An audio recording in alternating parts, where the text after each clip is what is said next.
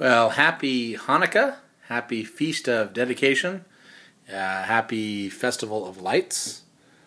It's known by many, many, many names. And this is Daniel John Lee with Torah Restoration Ministries, wishing you a happy Hanukkah. I wanted to do a short podcast on Hanukkah. And as you can see here, I've kind of departed a bit from Jewish tradition because first of all, I was not able to get a menorah. I used to have a menorah, and I don't have one, and I need to order one. But I went to the Jewish store here in Portland, Oregon, and all they had were the Hanukkahs, which are the 9-branched menorahs. And, of course, those are not biblical or scriptural. So I went ahead and I got 7 candles to represent a 7-branch menorah, which is scriptural. Those 7-branch menorahs are the ones that were in the temple and the one that is represented all through Revelation. So I've lit my 7 candles here, 7-branch menorah here, if you will, for Hanukkah, because this is the festival of lights. And I just want to go briefly over Hanukkah and its significance and why we, as servants of YahShua, should celebrate it. First of all, there's a myth out there that says, well, because Hanukkah is not listed in Leviticus 23, it's a feast that we don't need to celebrate, and that's really wrong. Because first of all, it's an incredible celebration. It celebrates a very wonderful thing, which we'll get into. But as followers of Messiah YahShua, we're to emulate our behavior and model it after YahShua, and he kept the Feast of Dedication. If you read in John, Yochanan chapter 7. You'll clearly see that he was at the temple. He was participating and teaching at the temple in Jerusalem during the feast, the winter feast, the Feast of Dedication, or Hanukkah. Certainly, if YahShua did not want us to participate in Hanukkah, he would not have been anywhere near the vicinity of the temple, because that would have been the epicenter of the festivities for Hanukkah. And yet he was there, he was teaching, he was participating. He even talked about how he was the light of the world during that time. Which, as you can see, one of the names of Hanukkah is Festival of Lights, so he was pointing to himself, that he is the fulfillment of Hanukkah. Also, Hanukkah has some prophetic implications, which we'll get into toward the end of the podcast. As you may or may not know, Hanukkah is historical. It's basically an Israeli version of the 4th of July. It's an Independence Day. So what happened was a couple hundred years, a little less than that, before the Messiah, we have the Greeks who desecrated Jerusalem. They conquered Israel. They profaned the temple. They forbid Jews from keeping the Torah, and it was a very, very terrible and tragic time. But a small group of rebels known as the Maccabees, led by Judas Maccabee and his sons, they led a revolt. And what happened was they wound up going up into the hills of Judea, and they waged a guerrilla warfare against the massive Greek army. And they were severely outnumbered.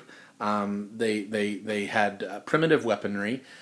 They were no match for the Greek forces. The Greek Empire at that time was the empire, was the equivalent to the United States today. And so they were greatly outnumbered in every way. And yet they were dedicated to removing the Greeks from Jerusalem and from Israel, and they were dedicated to restoring the purity of Torah to their people. And that's exactly what they did. Through the help of Yah and through a series of battles over a span of a few years, they were able to completely and totally drive out the Greeks.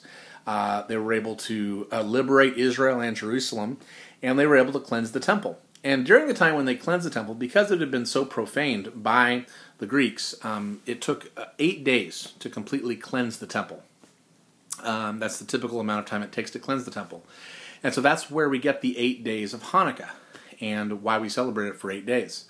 So this is a very inspiring story. It's a time where a small group of outnumbered people dedicated to Yahweh and His Torah overcame insurmountable odds. They drove back the enemy, and they were victorious in restoring the purity of Torah to their nation. So really, why would we not want to celebrate such a wonderful, wonderful festival? Because it celebrates everything that we should strive for. It celebrates cleaving to Yah. It celebrates upholding His Torah no matter what, even when it's unpopular. And it celebrates being able to overcome the enemy even when we're completely outnumbered. Because with Yah, we can do anything. Now, if you go to my website, www.spiritandtorah.com, you will see a series of trilogies. If you go to the second trilogy, you'll discover in that trilogy and in those articles that I discuss the prophetic implications of Hanukkah. And I believe that Hanukkah marks the end of the 1,335 days mentioned in Daniel, in the book of Daniel, which starts approximately the midway through the tribulation and ends after YahShua is returned on Yom Teruah.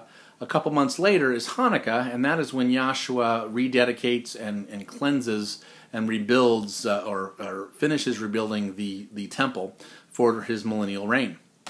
So Hanukkah, I think, fits into the timepieces there, and I don't think it's possible to understand the book of Daniel fully and to make all the time frames work unless Hanukkah and, for that matter, Purim are both understood and read and celebrated. So I think Hanukkah is a feast that we should keep. I think it's more than a tradition. I think it's a biblical feast that we should do because YahShua kept it in John chapter 7. The reason I say it's biblical is even though it came about after the Torah and the Tanakh were written, it was celebrated. It was referred to and celebrated by YahShua in John chapter 7, part of the Gospels. So that's why I say it is a biblical feast, as much as Purim, which was started in Esther.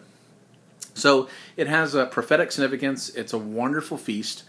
Granted, there is a lot of paganism that has seeped into modern-day Hanukkah, mainly because a lot of the Jews have wanted to sort of have a Christmas that they're never able to have. So that's where you get the Hanukkah bush, which tries to imitate the Christmas tree. You got the spinning of the dreidel. You have the myth of the oil, which I think it's a myth, although recently I've had a friend who suggested that it might not be a myth, so I'm sort of undecided on that right now. But there's a lot of paganism that has seeped into Hanukkah, but the purity of Hanukkah, which is the story of a rededication, the story of overcoming insurmountable odds and upholding the Torah and cleaving to Yah and defeating the enemy, that is a beautiful, beautiful story, and that is worthy to be celebrated for 8 days. It's a great way to stand out and sort of be set apart from the revelry and the paganism of Xmas at this time of year. And it's a great way to talk about with your friends and family what happens when even a small group of dedicated people choose to obey the Torah and to love Yah with everything in them, that they're able to overcome insurmountable odds. So we're basically at the end of the Feast of Hanukkah here. It started on December 20th, and it actually ends tomorrow, December the 27th. But, it's great to light these candles. It's great to read about the Maccabees and what they did. It's great to meditate on what it means to be Victoria in YahShua and to overcome and to cleave to Him and to His Torah. Of course, it's a great time to give gifts. It's a great time to celebrate and everything and have great meals and things like that. But I think it's an important festival, and I would encourage anyone who loves YahShua to read more about Hanukkah and to keep this feast because it's a wonderful, wonderful time of year. So I hope this podcast has been a blessing to you, and I hope it encourages you to, at the very least, investigate more about Hanukkah and about this feast because there's a lot of significance within it, and I think it's important to obey. And I encourage anyone who wants to deepen their relationship with the Messiah to keep this very wonderful and joyful winter feast. Okay, Yah bless, Shalom, and I'll see you next time.